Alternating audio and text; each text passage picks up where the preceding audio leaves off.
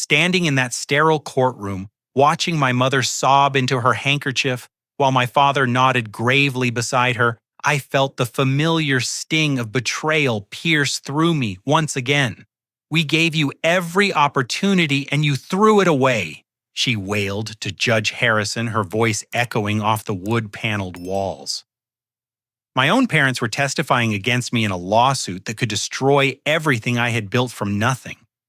But they had no idea what was about to happen next. My name is Dusty, and this nightmare began long before we ever stepped foot in that Maricopa County courthouse. To understand how my own flesh and blood could sit across from me in a legal battle, you need to know where it all started. Growing up in suburban Phoenix, Arizona, I lived in a modest ranch house on Cactus Road, where the desert heat made everything shimmer like a mirage. My parents Frank and Linda owned Morrison Hardware, a struggling family business that barely kept food on our table.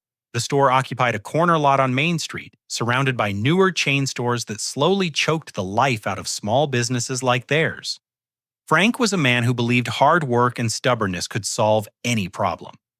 He had calloused hands from 30 years of handling tools and supplies, and he wore the same faded flannel shirts every day like a uniform. Linda managed the books with an old calculator that required 3 attempts to get accurate totals. She dreamed of expansion but never understood why customers preferred Home Depot over their cramped aisles and outdated inventory. From the time I could walk, they assumed I would inherit their legacy. "This store will be yours someday, son," Frank would say, while showing me how to organize screws by size. But while other kids played video games, I was drawn to the ancient computer they kept in the back office for inventory. The machine fascinated me more than anything in their store ever could. By high school, I was already building websites for local businesses and fixing computers for neighbors. Technology felt like breathing to me, natural and essential. But when I announced my intention to study computer science at Arizona State University, the house erupted in arguments that lasted for months. "You're abandoning everything we worked for," Linda screamed during one particularly heated discussion. "We sacrificed for 18 years to give you opportunities we never had, and this is how you repay us." Frank's disappointment cut deeper than her anger. "I thought I raised a son who understood loyalty and responsibility. Apparently, I was wrong about your character." Despite their protests, I enrolled at ASU with a partial scholarship and 3 part-time jobs to cover expenses. I washed dishes at a campus restaurant, tutored struggling students in mathematics, and worked weekends at a computer repair shop. Sleep became a luxury I could rarely afford, but freedom tasted sweeter than rest. In my cramped dormitory room, I started building what would eventually become Phoenix Digital Solutions. Using a second-hand laptop and free software development tools, I created inventory management systems for small businesses. My first client paid me $200 for a program that saved them thousands in efficiency improvements. Word spread quickly through Phoenix's tight-knit business community. Meanwhile, my parents' store continued declining.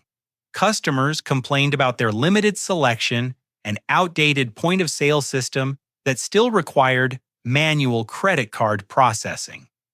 I watched from a distance as their American dream slowly crumbled, and despite our strained relationship, I couldn't stand idle. For 5 years, I secretly sent money home. Every month, I transferred whatever I could spare from my growing tech business directly into their store's operating account. The amounts started small, maybe $300 or $400, but grew larger as my client base expanded. By my senior year, I was contributing nearly $2,000 monthly to keep Morrison Hardware afloat. I never told them where the money came from. Linda assumed their business was finally turning around, while Frank credited his improved vendor relationships. They never suspected their supposedly irresponsible son was single-handedly preventing their bankruptcy. During family gatherings, they continued portraying me as a disappointment. At Christmas dinner, Linda would tell relatives about my computer hobby that prevented me from joining the family business. Frank would shake his head sadly and say, "We gave Dusty every opportunity to build something meaningful, but he chose to chase fantasies instead." Their words stung, but I convinced myself they would eventually understand. I imagined the day I could reveal my success and watch pride replace their disappointment. That fantasy kept me going through countless sleepless nights spent coding and debugging software solutions. By 28, Phoenix Digital Solutions employed 12 people and generated over $3 million in annual revenue. We specialized in custom software for manufacturing companies, helping them streamline operations and reduce costs.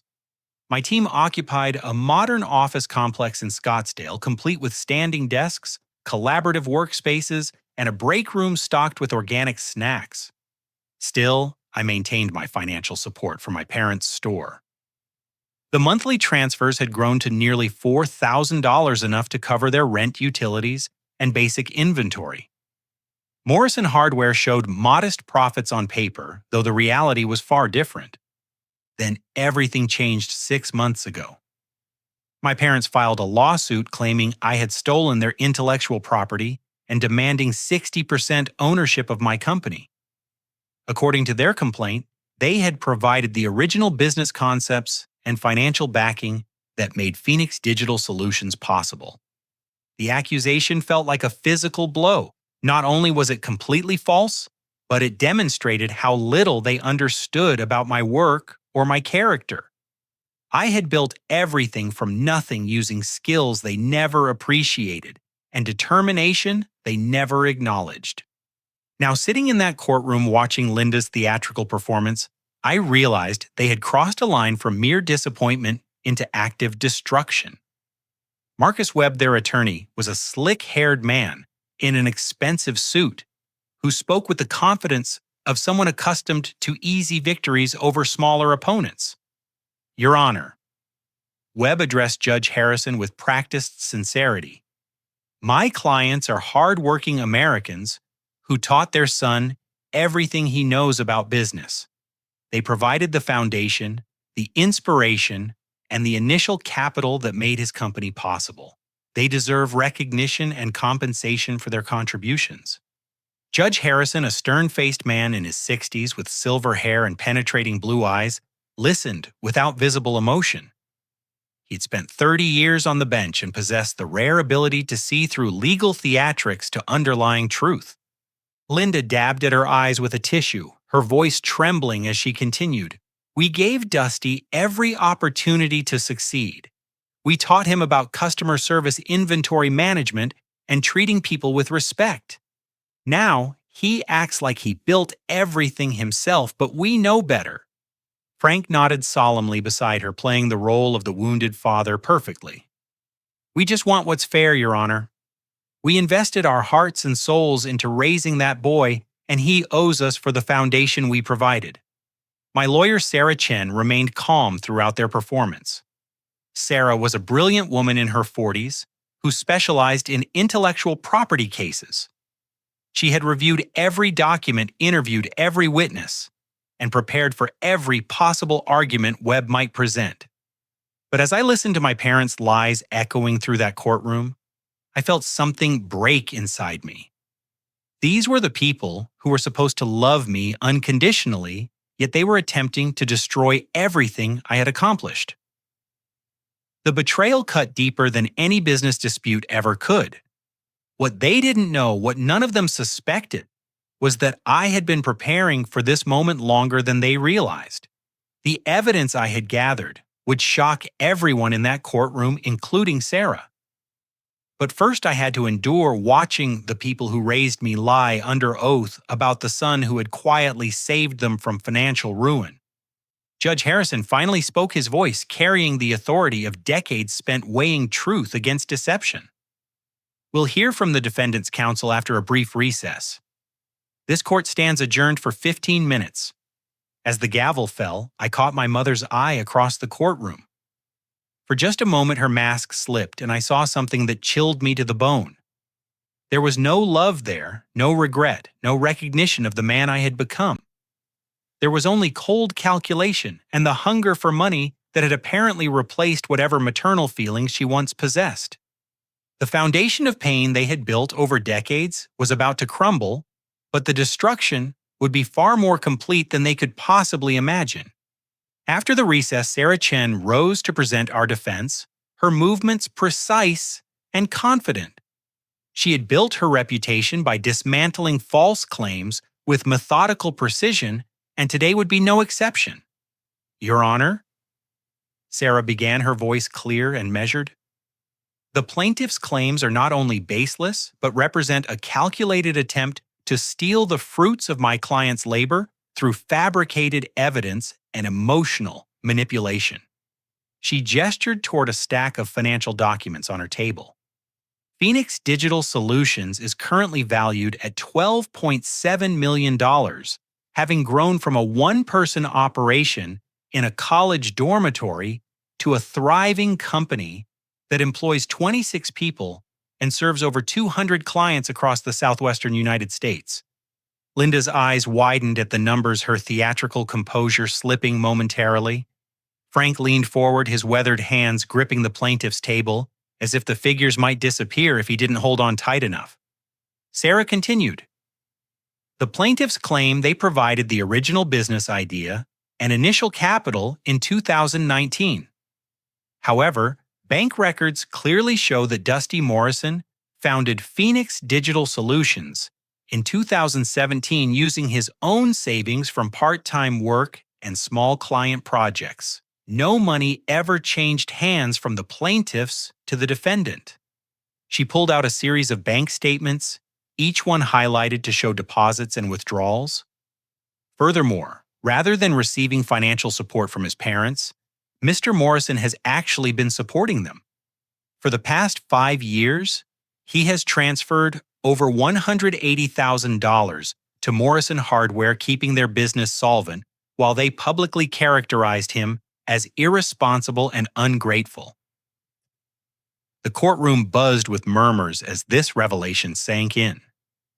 Several journalists in the gallery scribbled notes, furiously recognizing the human interest angle that would make their evening deadlines. But Sarah wasn't finished. We called Jake Morrison to the stand.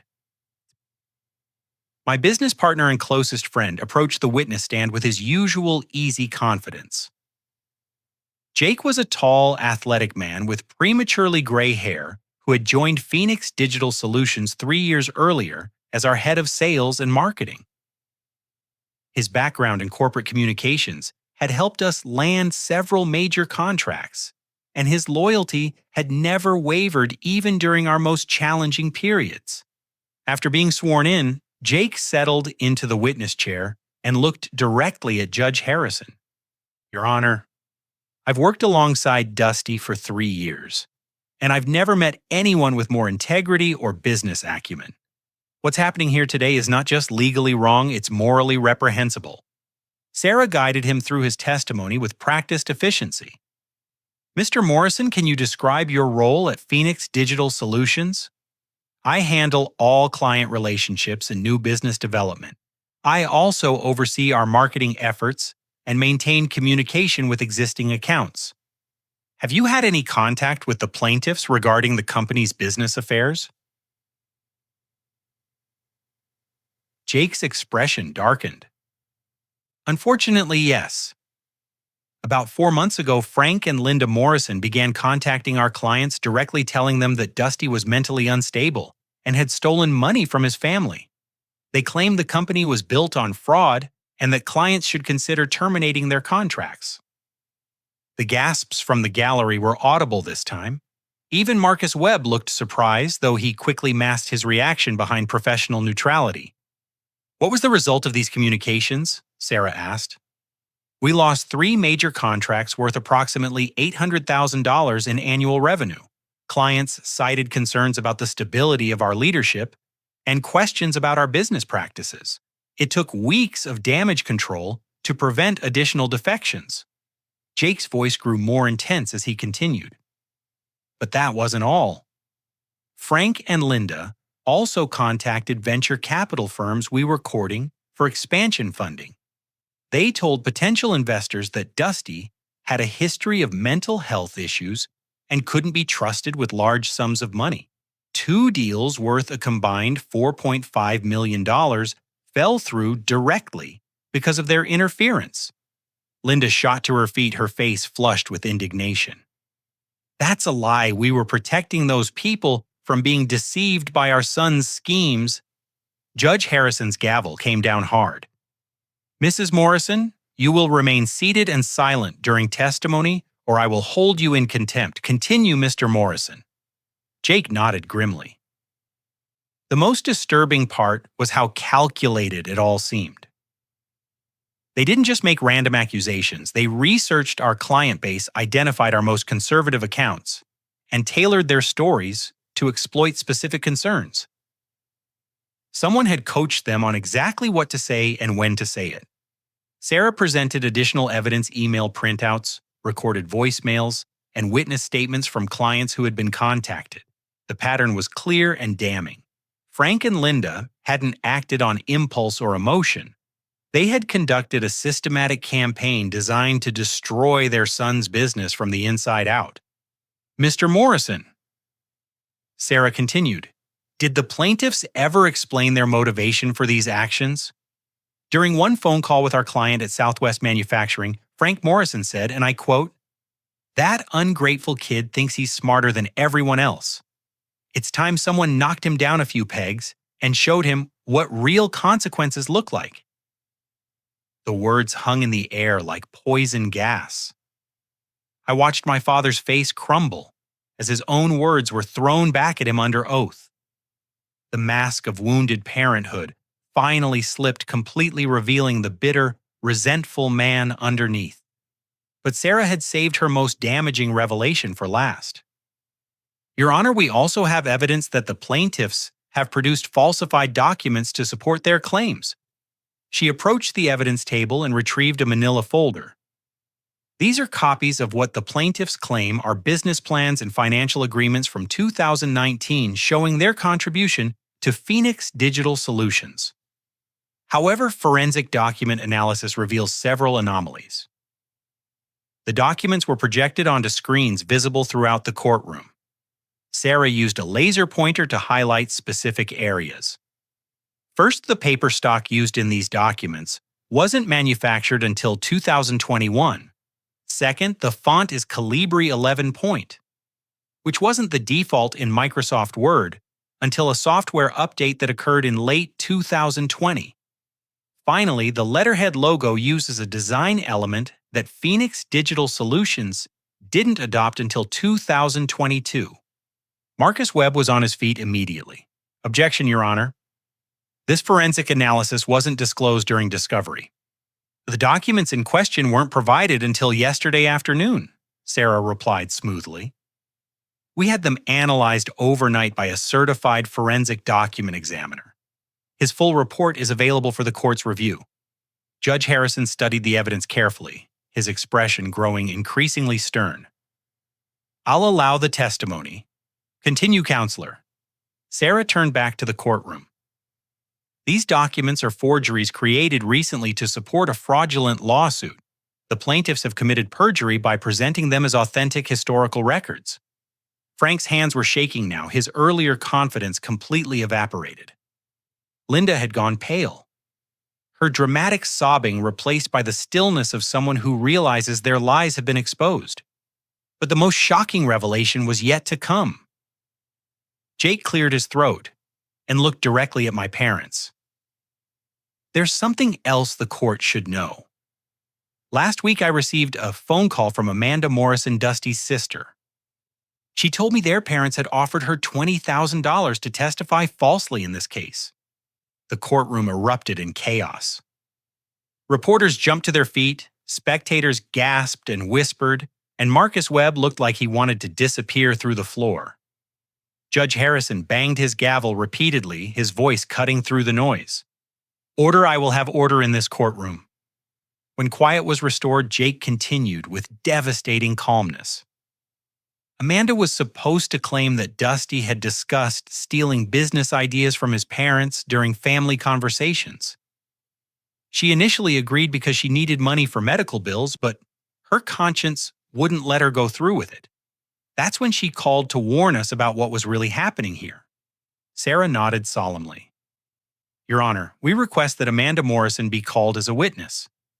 Her testimony will shed light on the true nature of this conspiracy and the lengths to which the plaintiffs have gone to fabricate their case.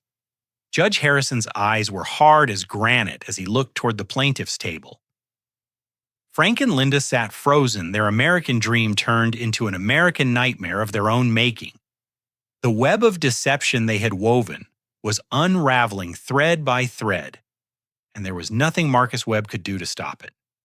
Given the serious nature of these allegations, Judge Harrison said slowly, "This court will take a 2-hour recess while I review the evidence and consider whether criminal charges should be referred to the district attorney's office. We will reconvene at 3 o'clock this afternoon." As the gavel fell again, I caught sight of my parents' faces.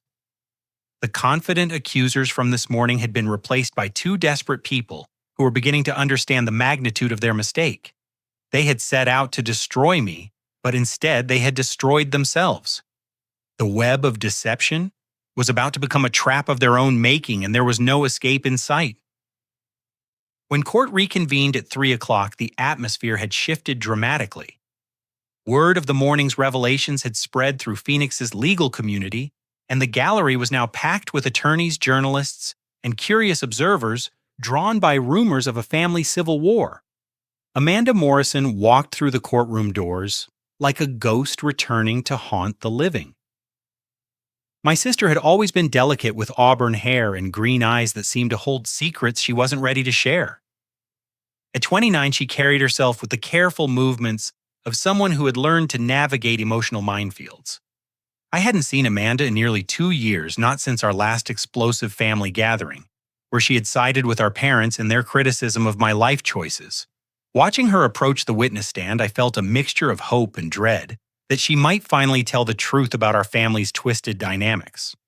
Amanda was sworn in with trembling hands, her voice barely audible as she confirmed her identity.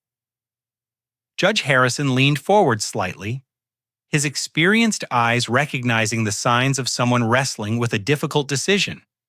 Marcus Webb rose for cross-examination, clearly hoping to discredit her testimony before it began.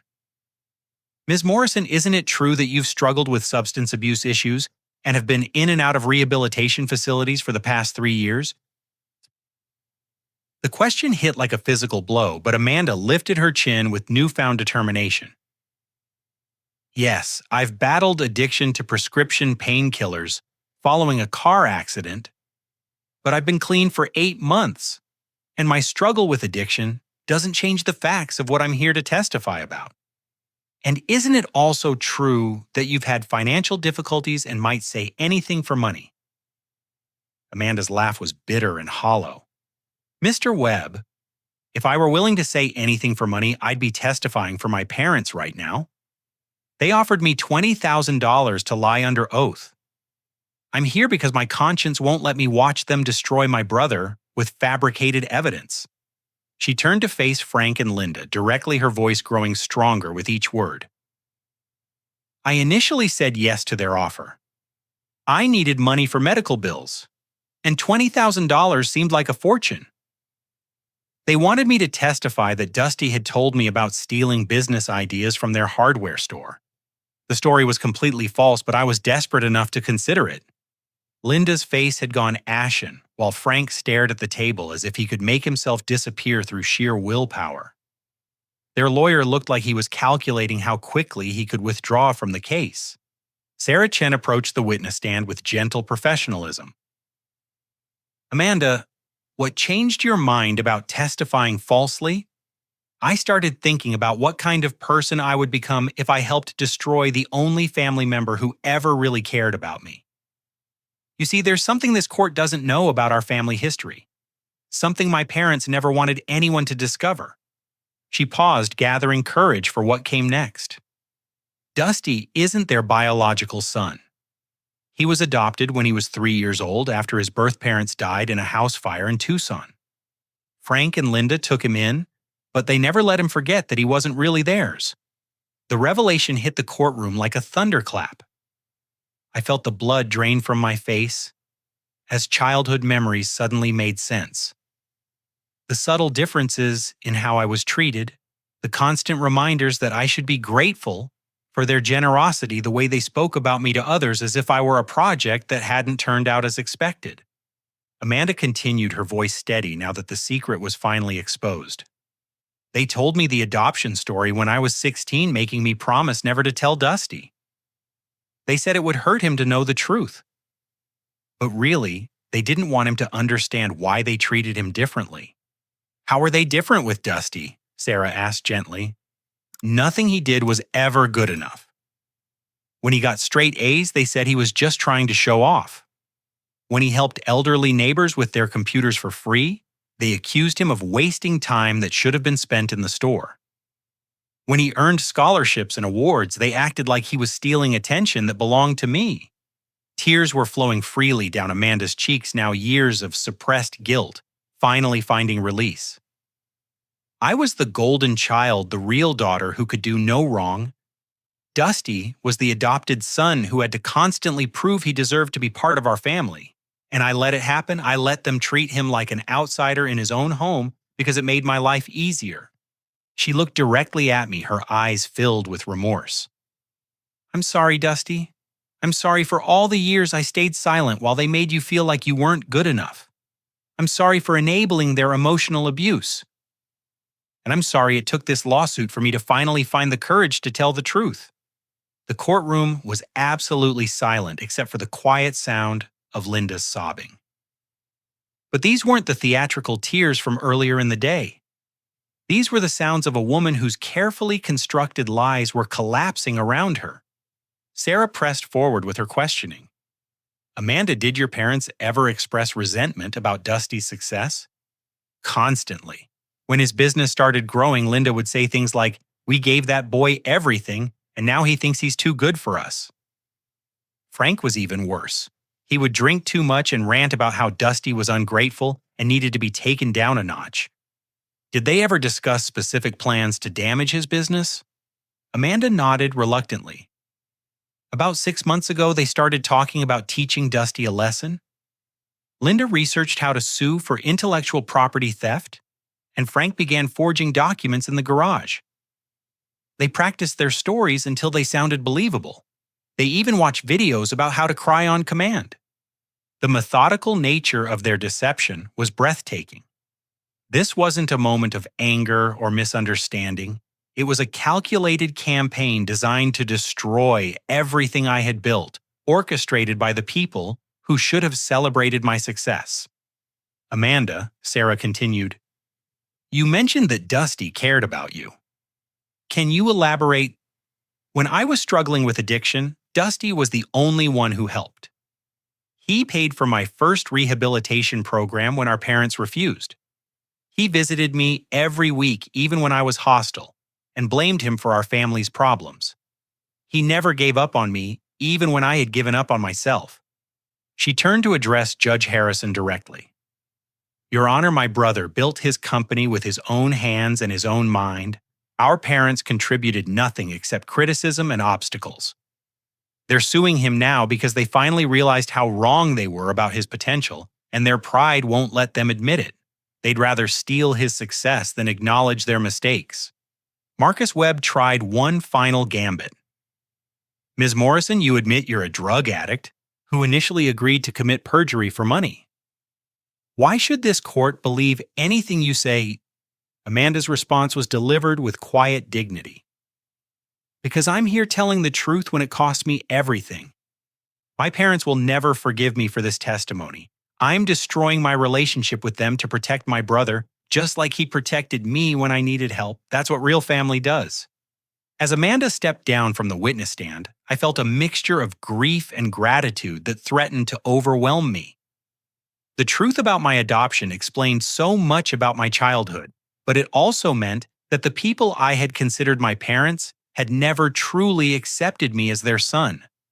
Judge Harrison called for another brief recess, but I could see the wheels turning in his mind. The evidence was becoming overwhelming, and the pattern of deception was undeniable. Frank and Linda had crossed lines that couldn't be uncrossed. and their conspiracy was about to face consequences they never anticipated. But as shocking as Amanda's revelations had been, the worst was yet to come. The investigation into my parents' behavior was about to uncover a conspiracy that reached far beyond family dysfunction into the realm of corporate espionage and criminal fraud. During the afternoon recess, Sarah received an urgent phone call that would change everything. Her private investigator, Tom Bradley, had uncovered evidence that transformed our family dispute into something far more sinister. Tom was a former FBI agent who specialized in white-collar crime investigations. His weathered face and calm demeanor masked a sharp intelligence that had unraveled dozens of corporate conspiracies during his law enforcement career.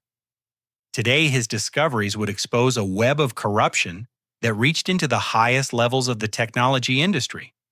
When court reconvened, Sarah requested permission to present new evidence that had emerged during the investigation. Judge Harrison, clearly intrigued by the day's revelations, granted her request with the stipulation that all parties would have equal access to examine the findings. Your Honor, Sarah began. Our investigation has revealed that this lawsuit is not simply a family dispute motivated by greed and resentment. It is part of a carefully orchestrated corporate conspiracy designed to steal my client's intellectual property and destroy his business through fraudulent legal proceedings. She gestured to Tom Bradley, who approached the evidence table carrying a thick folder and several electronic devices. Mr. Bradley, please tell the court what your investigation discovered. Tom's voice carried the authority of someone accustomed to testifying in high-stakes criminal cases.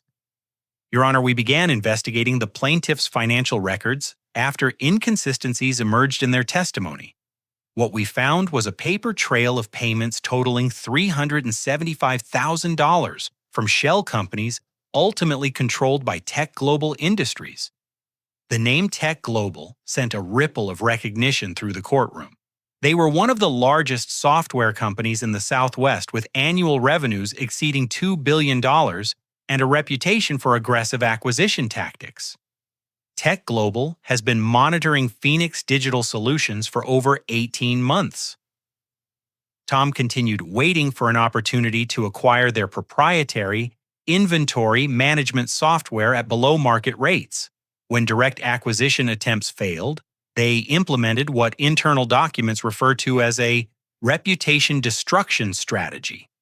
Sarah presented a series of documents to the court, bank records, email communications, and internal Tech Global memos that had been obtained through legal channels during the investigation. The plan was elegant in its simplicity, Your Honor. Tech Global would fund a lawsuit designed to bankrupt Phoenix Digital Solutions through legal fees and lost business opportunities.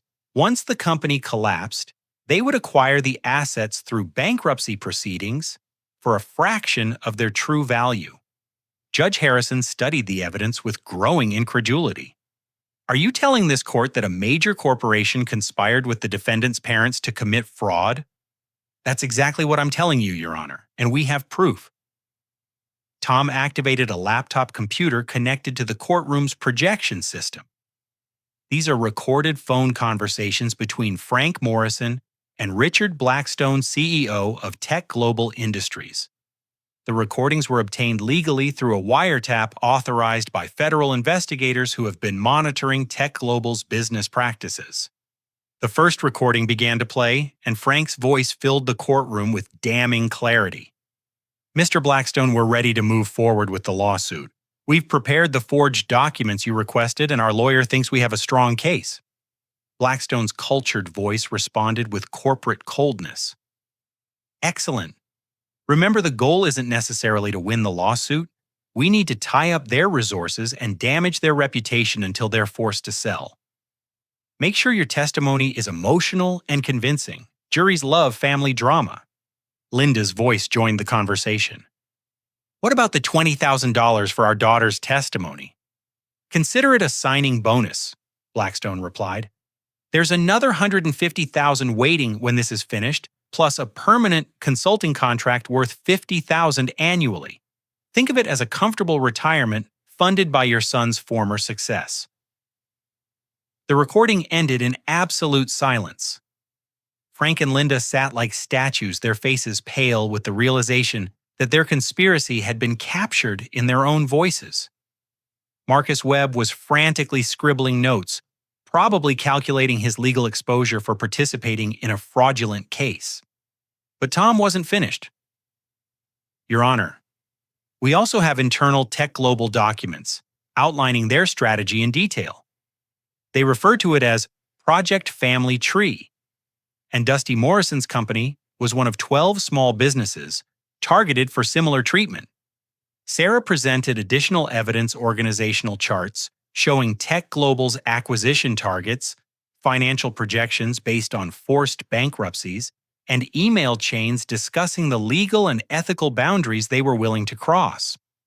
"This wasn't an isolated incident," she explained. "Tech Global has been systematically destroying small technology companies across the Southwest, using fabricated lawsuits and reputation attacks to force below-market acquisitions. The Morrison family was simply their chosen weapon against Phoenix Digital Solutions." Judge Harrison's expression had transformed from professional interest to barely controlled outrage. 30 years on the bench had taught him to recognize corruption in all its forms, but the brazen nature of this conspiracy clearly exceeded his previous experience. "Mr. Bradley," he addressed the investigator directly, "have federal authorities been notified of these findings?" "Yes, Your Honor. FBI agents are currently executing search warrants at Tech Global's headquarters and several subsidiary offices." Richard Blackstone was arrested this morning on charges of conspiracy fraud and violation of federal racketeering statutes. The courtroom erupted in chaos as reporters realized they were witnessing the exposure of a major corporate crime syndicate. Judge Harrison banged his gavel repeatedly, but the excitement was too intense for immediate control. When order was finally restored, Sarah continued her presentation. "Your Honor, the evidence clearly shows that Frank and Linda Morrison were co-conspirators in a criminal enterprise designed to steal intellectual property through fraudulent legal proceedings. They accepted payment to commit perjury, forge documents, and destroy their son's business reputation." She turned to address my parents directly. "What makes this particularly heinous is that they used their family relationship as a weapon. They exploited the natural assumption that parents wouldn't lie about their children to make their false claims more credible." Tom presented the final piece of evidence, a recorded video conference between my parents and Tech Global executives where they celebrated the potential destruction of my business. Frank could be heard saying, "That ungrateful brat will finally get what he deserves," while Linda laughed about making me crawl back to them broken. The complete lack of parental love in their voices was more devastating than any legal document could have been. These people had never seen me as their son. I was simply an obstacle to be removed when their greed demanded it. Judge Harrison addressed the courtroom with the gravity of someone who understood the precedent being set. "Ladies and gentlemen, what we have witnessed here today represents a fundamental attack on the integrity of our legal system. When corporations can purchase false testimony and fabricated evidence to destroy legitimate businesses, the very foundation of American entrepreneurship is threatened." He turned to Frank and Linda with undisguised contempt. "As for you, Mr. and Mrs. Morrison, you have not only betrayed your son, but also betrayed every honest litigant who has ever sought justice in an American courtroom. Your actions constitute a criminal conspiracy that will be prosecuted to the fullest extent of the law." Marcus Webb finally stood his voice defeated. "Your Honor, in light of these revelations, the plaintiffs wish to withdraw their complaint immediately." "Motion denied," Judge Harrison replied curtly. "This case will proceed to its conclusion so that the full extent of this conspiracy can be documented for federal prosecutors. We will reconvene tomorrow morning at 9 o'clock to hear the defendant's motion for sanctions and damages." As the gavel fell, I looked across the courtroom at the two people who had raised me. They sat broken and exposed, their conspiracy crumbling around them like sand castles at high tide. But I felt no satisfaction in their downfall, only the hollow sadness that comes from watching people you once loved reveal themselves as strangers. The corporate conspiracy had been unveiled, but the human cost would linger long after the legal proceedings ended. The next morning brought national media attention to our Phoenix courthouse. CNN, Fox News, and several financial networks had dispatched reporters to cover what they were calling the family fraud scandal that exposed corporate America's dirty secrets. Security guards struggled to maintain order as journalists and camera crews competed for the best positions. I arrived early with Sarah, both of us carrying boxes of evidence that would transform me from defendant to prosecutor in this legal drama.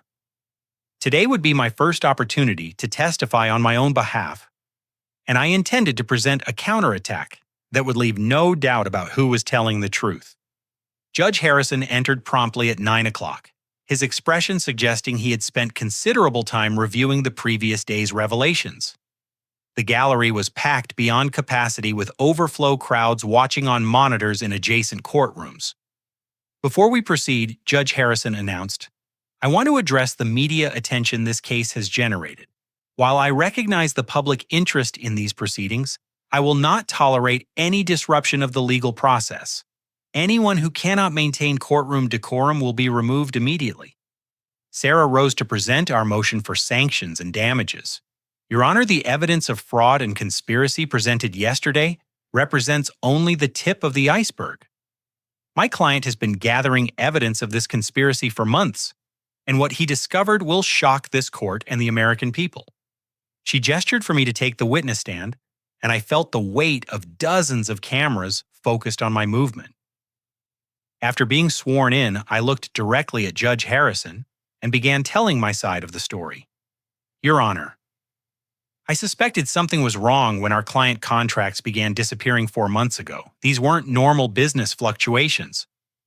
Companies that had worked with us for years suddenly terminated relationships without explanation. When I investigated, I discovered someone was spreading lies about my character and business practices. Sarah guided me through my testimony with practiced precision. Dusty, what did you do when you realized your business was under attack? I hired Beacon Security Solutions, a private investigation firm that specializes in corporate espionage cases. I also made the difficult decision to install recording equipment in my parents' home and monitor their communications. The admission caused a stir in the gallery, but Judge Harrison allowed me to continue. Your Honor, I want to be clear about my decision to record my parents. I suspected they were involved in the attacks on my business, but I never imagined the extent of their betrayal. The recordings I'm about to present were obtained legally through a private investigation, and they reveal the true nature of this conspiracy. Sarah activated the courtroom's audio system, and my father's voice filled the room with chilling clarity. The conversation had been recorded 3 months earlier in their kitchen. Linda, that ungrateful brat, is finally going to get what he deserves. Blackstone says we just need to stick to the script and we'll be rich while Dusty loses everything he built. My mother's response was equally cold. I can't wait to see his face when he realizes his own family destroyed him. Maybe next time he'll show us the respect we deserve. Frank continued with growing enthusiasm. The forged documents look perfect. Even if his lawyers suspect something, they'll never be able to prove we created them. And with Amanda's testimony about stealing business ideas, no jury will believe his innocent act. The recording continued for several more minutes, revealing the depth of their planning and the pleasure they took in my anticipated destruction. They discussed coaching fake witnesses, timing the lawsuit for maximum damage, and celebrating their future wealth at my expense. When the recording ended, the courtroom was absolutely silent. Even the reporters had stopped taking notes, apparently stunned by the casual cruelty in my parents' voices. Your Honor, I continued, that recording was made on March 15th. This next recording was made 2 weeks later during a phone conversation between my mother and Richard Blackstone. Linda's voice came through the speakers with terrifying clarity. Mr. Blackstone, we're ready to move forward with the lawsuit. We've practiced our testimony until it sounds completely natural. Dusty will never suspect his loving parents are behind his downfall. Blackstone's corporate voice responded with professional satisfaction. Excellent work. Our legal team has prepared additional evidence to support your claims. By the time we're finished, Phoenix Digital Solutions will be bankrupt and will acquire their technology for pennies on the dollar. Linda's laugh was like broken glass. That boy always thought he was smarter than everyone else. It's time someone taught him that family loyalty matters more than individual success. The recordings continued for nearly an hour, documenting months of conspiracy planning between my parents and tech global executives.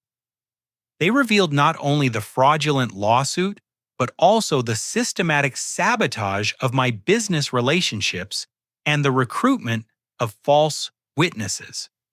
But the most damaging evidence was yet to come. Sarah presented video recordings obtained from hidden cameras in my parents' garage, where Frank had spent weeks forging the documents presented as evidence in their lawsuit. The first video showed Frank carefully aging paper with coffee stains and artificial wear marks. He referenced printed instructions from Tech Global's legal department, following their guidelines for creating convincing forgeries. Make sure the signatures look natural, Linda advised from off-camera. We need everything to appear authentic under legal scrutiny. Frank nodded, practicing my signature on scrap paper before applying it to the forged business agreements. Blackstone says these documents are the key to winning the case. If we can convince the court that Dusty stole our ideas, we'll own 60% of his company. The video evidence continued with scenes of them rehearsing their courtroom testimony, practicing emotional responses, and discussing how to manipulate jury sympathies. They approached the destruction of my life with the methodical planning of professional criminals. Sarah presented the final piece of evidence, recorded phone conversations between my parents and Amanda, where they offered her $20,000 to commit perjury and threatened family consequences if she refused to cooperate. "Amanda, you owe us loyalty," Frank's voice demanded. "We raised you, fed you, and gave you opportunities. Now it's time to help us get what we deserve from your brother." Amanda's frightened response was barely audible. "I don't want to lie under oath, Dad."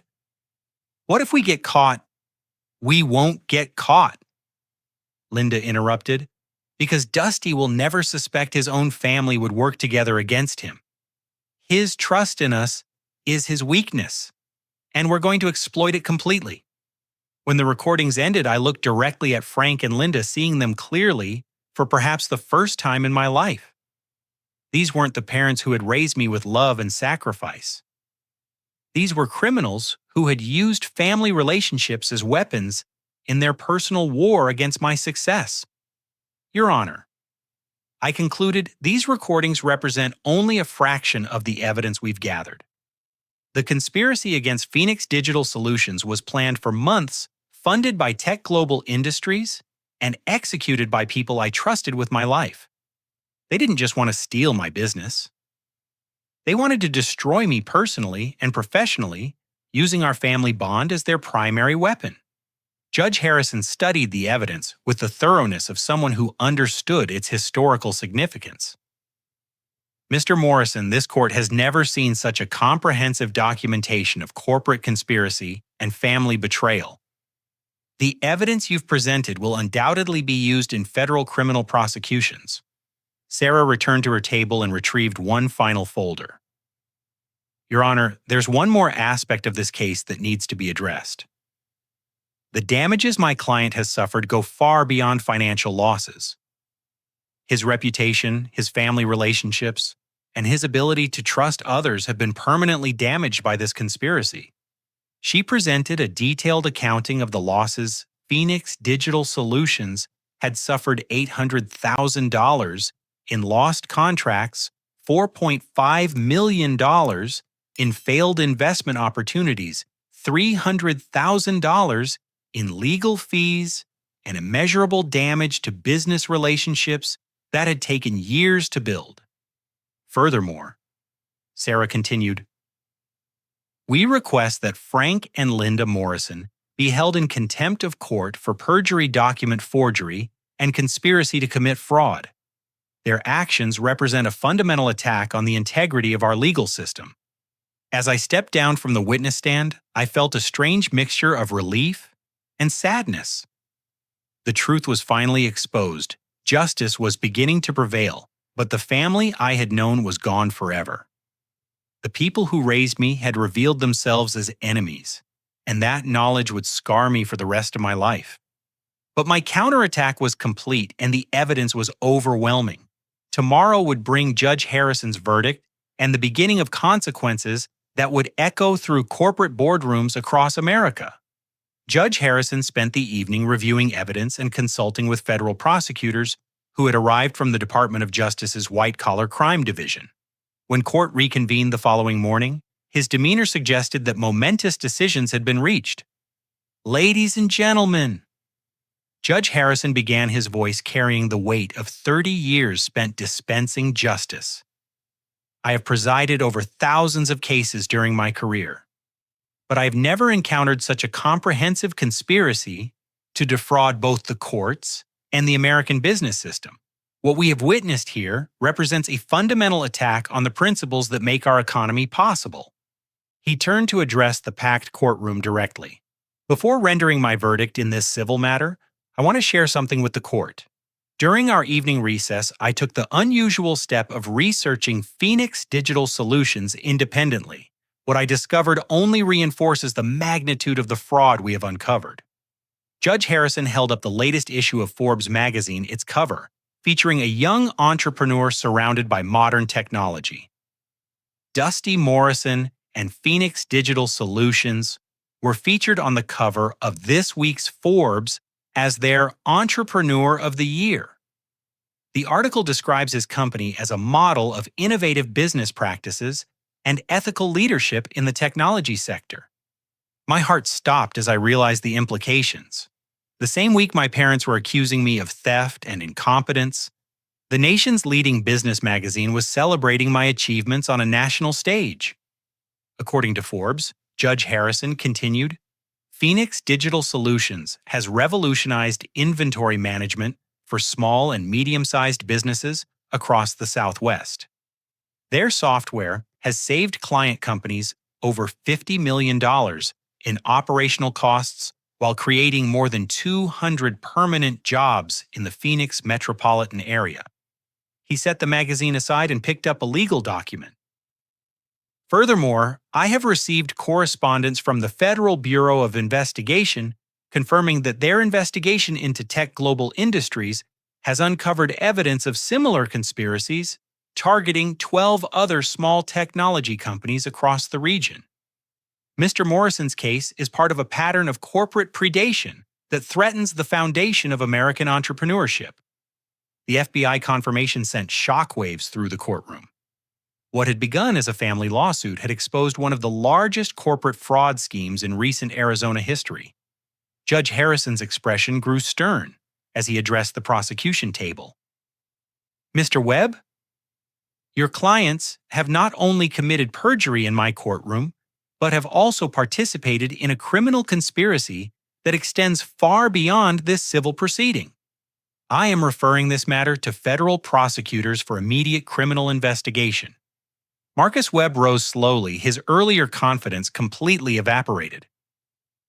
"Your Honor, my clients were manipulated by sophisticated corporate criminals. They're victims of Tech Global's conspiracy, not willing participants." "Mr. Webb."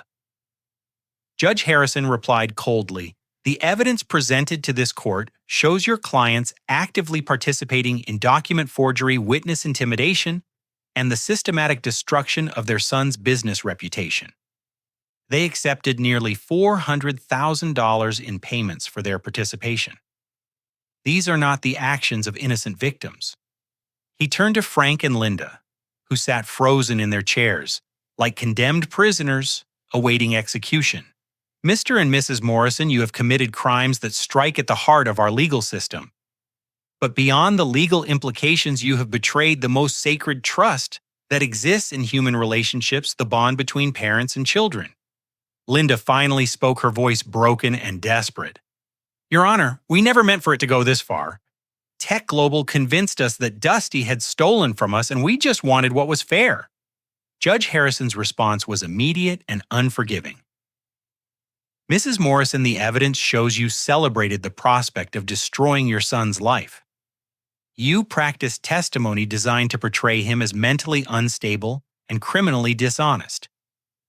You forged documents with the deliberate intent to commit fraud. These are not the actions of confused parents seeking fairness. He consulted his notes before continuing. Furthermore, the recordings presented to this court reveal that you were motivated not by justice, but by greed and resentment. You couldn't accept your son's success because it proved your limitations as parents and business owners. Frank attempted to interrupt, but Judge Harrison cut him off with a sharp gesture. Mr. Morrison, you will have ample opportunity to explain your actions to federal prosecutors and a criminal jury.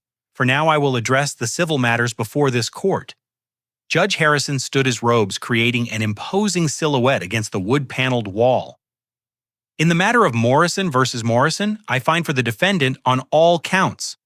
The plaintiff's claims are not only baseless, but constitute a malicious and fraudulent attack on a legitimate business enterprise.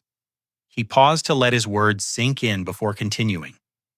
Furthermore, I am awarding the defendant damages in the amount of $5.6 million, representing actual business losses, legal fees, and punitive damages for the malicious nature of this conspiracy. The number hit Frank and Linda like a physical blow. They had sued for $12 million and instead faced a judgment that would bankrupt them for the rest of their lives. But Judge Harrison wasn't finished. I am also issuing a permanent injunction preventing the plaintiffs from any further contact with Phoenix Digital Solutions, its employees, clients, or business partners. Any violation of this injunction will result in immediate imprisonment for contempt of court. Sarah squeezed my arm, her professional composure barely containing her satisfaction at the complete vindication of our defense strategy. Additionally, Judge Harrison continued, I am ordering the immediate seizure of all assets received by the plaintiffs from Tech Global Industries or its subsidiaries. These funds represent the proceeds of criminal activity and will be held pending the outcome of federal criminal proceedings. The courthouse erupted in chaos as reporters rushed to file their stories and legal observers processed the magnitude of the verdict. Judge Harrison banged his gavel repeatedly, but the excitement was too intense for immediate control. When order was restored, he addressed the courtroom one final time. Let this case serve as a warning to any individual or corporation that might consider using our legal system as a weapon for personal enrichment. Justice delayed is justice denied, but justice perverted is an attack on civilization itself. As court was adjourned, I watched my parents being led away by federal marshals who had arrived to execute arrest warrants. Linda was sobbing uncontrollably, her theatrical tears replaced by genuine anguish as the reality of prison sentences became unavoidable. Frank walked in stunned silence. His dreams of easy money transformed into a nightmare of criminal prosecution. For the first time in months, I felt the weight of stress lifting from my shoulders. Justice wasn't just beginning to turn. It was flowing like a river, breaking through a dam, carrying away the lies and corruption that had threatened to destroy everything I had built. But the story wasn't over yet. The final chapter would determine whether the damage to my life and business could be repaired, and whether the lessons learned from this betrayal could be transformed into something meaningful and lasting. 6 months after Judge Harrison's verdict, I stood in the same courtroom for the final chapter of this nightmare. Frank and Linda Morrison had pled guilty to federal conspiracy charges and were about to receive their sentences. The courtroom was again packed with reporters, but this time the atmosphere felt different. Justice had prevailed, and the healing process could finally begin. Judge Harrison, presiding over his final hearing before retirement, looked older, but somehow more satisfied than when our ordeal began. Federal prosecutors had used our case as the foundation for dismantling Tech Global's entire criminal enterprise resulting in 17 additional indictments and the recovery of over $200 million in stolen assets. Mr. and Mrs. Morrison. Judge Harrison addressed my parents, who stood before him in orange prison uniforms. You have pled guilty to conspiracy to commit fraud, perjury, and racketeering. The federal sentencing guidelines recommend 24 to 30 months in federal prison, followed by 3 years of supervised probation. Linda had aged dramatically during her 6 months in custody. Her carefully maintained appearance had given way to gray hair and the hollow-eyed look of someone who had lost everything that once defined her identity. Frank stood beside her with slumped shoulders, a broken man who finally understood the consequences of his choices.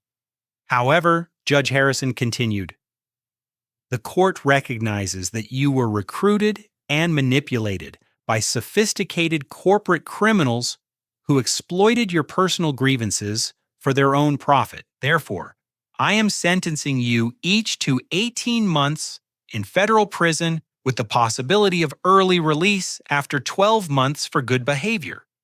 The sentence was lighter than expected, but it carried conditions that would follow them for the rest of their lives.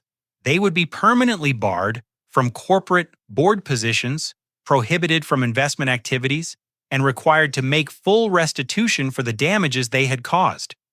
As they were led away by federal marshals, Linda turned to look at me one final time. Our eyes met across the courtroom, and I saw something I'd never expected: genuine remorse. Not the theatrical sorrow she had performed for juries, but the authentic grief of a mother who finally understood what she had destroyed. Frank didn't look back. He walked toward his future with the same stubborn pride that had led him down this path, apparently unable to accept responsibility even in defeat. After the sentencing, Sarah and I walked outside into the bright Arizona sunshine. The media attention had transformed me from an unknown entrepreneur into a reluctant symbol of small business resilience, but the spotlight felt uncomfortable rather than rewarding. How does it feel to have it finally over? Sarah asked as we stood on the courthouse steps. Empty, I admitted. I thought justice would feel more satisfying, but mostly, I just feel sad about what we all lost along the way. The months following the trial had brought remarkable changes to Phoenix Digital Solutions. The publicity surrounding our case had attracted national attention from potential clients and investors who admired our refusal to surrender in the face of corporate bullying. Our revenue had tripled, and we now employed 46 people in a new headquarters building in downtown Scottsdale. But success felt hollow without family to share it with. The people who should have celebrated my achievements had chosen to destroy them, instead leaving me with wealth and recognition, but also with profound loneliness. The healing process began unexpectedly 3 months later when Amanda knocked on my office door. She looked healthier than I had seen her in years, with clear eyes and the confident posture of someone who had finally made peace with her demons. I've been sober for 14 months, she announced without preamble. I testified against our parents, completed a rehabilitation program, and started working with a therapist who specializes in family trauma. I think I'm ready to be the sister you deserved all along. We talked for hours that day, unpacking decades of family dysfunction and beginning the slow process of building an authentic relationship. Amanda had her own guilt to process, her own amends to make, but her courage in finally telling the truth had created space for forgiveness and growth. I offered her a position at Phoenix Digital Solutions, starting in our customer service department, while she completed her college degree in business administration. Watching her rebuild her life with determination and humility reminded me that redemption was possible even after the deepest betrayals. Jake Morrison had also grown during this ordeal, transforming from my business partner into something resembling a brother. His loyalty during the darkest days of the conspiracy had proved that family could be chosen rather than inherited. We formalized our partnership with a new corporate structure that reflected his contributions to our success. The company's growth allowed us to establish the Phoenix Foundation, a nonprofit organization dedicated to supporting entrepreneurs who faced family rejection or abandonment because of their business ambitions. Our first annual scholarship program awarded grants to 12 young people who had been disowned for pursuing education or careers that disappointed their families. Standing before an audience of 500 people at our scholarship ceremony, I shared the lessons I had learned from my journey through betrayal and redemption. Success without integrity is just sophisticated theft, I told the assembled entrepreneurs and students. Building something meaningful requires not just intelligence and determination, but also the courage to surround yourself with people who celebrate your achievements rather than resenting them. I paused to look at Amanda and Jake, who sat in the front row with expressions of pride that my biological parents had never shown. Family isn't defined by blood relations or legal documents. It's defined by who stands with you when everything falls apart, who believes in your potential when others see only problems, and who finds joy in your success and rather than looking for ways to diminish it. The audience responded with enthusiastic applause, but the real satisfaction came from seeing young people in the crowd nodding with recognition. They understood the pain of family disappointment and the hope of creating chosen families built on mutual respect and genuine love. After the ceremony, a young woman approached me with tears in her eyes. My parents disowned me for starting a technology company instead of becoming a doctor like they planned. Your story helped me understand that their limitations don't define my potential. Conversations like that one reminded me why the pain of the past year had been worthwhile. If my experience could help others navigate similar challenges, then the betrayal and legal battles had served a greater purpose. The final resolution came on a quiet evening in December, when I received a handwritten letter from Linda, postmarked from the Federal Correctional Facility where she was serving her sentence. The letter was brief but authentic in a way her previous communications had never been. "Dusty," she wrote, "I know I have no right to ask for forgiveness, and I'm not writing to seek pity or early reconciliation. I'm writing because you deserve to know that I finally understand what I destroyed, and I'm sorry in ways that words cannot express. You were an extraordinary child who grew into a remarkable man, and I was too blind with my own limitations to see your potential. I let resentment and pride turn me into something monstrous, someone who could celebrate my own son's destruction for personal gain. I don't expect you to forgive me, and I understand why you can never trust me again, but I want you to know that your success makes me proud, even though I forfeited the right to share in that pride through my actions. Build a beautiful life, son. Surround yourself with people who deserve your loyalty and kindness. Don't let what we did to you prevent you from trusting others who prove themselves worthy of your faith. Love, Mom." I read the letter several times, surprised by the depth of emotion it stirred. Part of me wanted to respond with anger to remind her of all the damage she had caused that could never be repaired. But another part recognized the courage it had taken to write such an honest acknowledgement of her failures. I didn't write back, but I kept the letter in my desk drawer as a reminder that people could change even when redemption came too late to restore what had been lost. As I write this story 2 years later, Phoenix Digital Solutions has grown into a $50 million company with offices in 6 states and over 120 employees. We've been featured in Inc. magazine, Harvard Business Review, and dozens of other publications as an example of ethical business practices and innovative management. Amanda completed her degree and now serves as our Director of Human Resources, bringing empathy and understanding to employees who face their own family challenges. Jake and I have built a company culture based on chosen family principles, where loyalty is earned through character rather than demanded through obligation. The Phoenix Foundation has awarded over $2 million in scholarships to young entrepreneurs whose families rejected their ambitions. Watching these students build successful companies and meaningful relationships reminds me daily that the cycle of family dysfunction can be broken through conscious choices and authentic connections. Frank died of a heart attack during his final month of incarceration, apparently unable to cope with the loss of everything he had considered important. I attended his funeral alone, feeling sadness for the man he could have been if pride and resentment hadn't consumed his capacity for love. Linda was released early for good behavior and now lives in a small apartment in Tucson, working as a bookkeeper for a nonprofit organization that serves formerly incarcerated women. We exchange Christmas cards, but nothing more. Some bridges burn completely, leaving only lessons and scars where relationships once existed. The lesson I've learned from this journey is that true success isn't measured by financial achievement or public recognition, but by the relationships we build with people who choose to love us for who we are rather than what we can provide.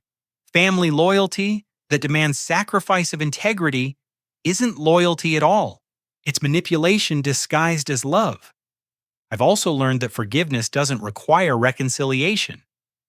You can release anger and resentment without restoring trust or relationship with people who have proved themselves unworthy of your faith. Forgiveness is about freeing yourself from the poison of hatred, not about giving others permission to hurt you again. Most importantly, I've discovered that chosen families built on mutual respect and genuine affection provide deeper satisfaction than blood relationships maintained through guilt and obligation. The people who celebrate your success and support your dreams are your real family regardless of their genetic connection to your past. Today I'm surrounded by people who knew nothing about my adoption or my parents' betrayal when they chose to love me.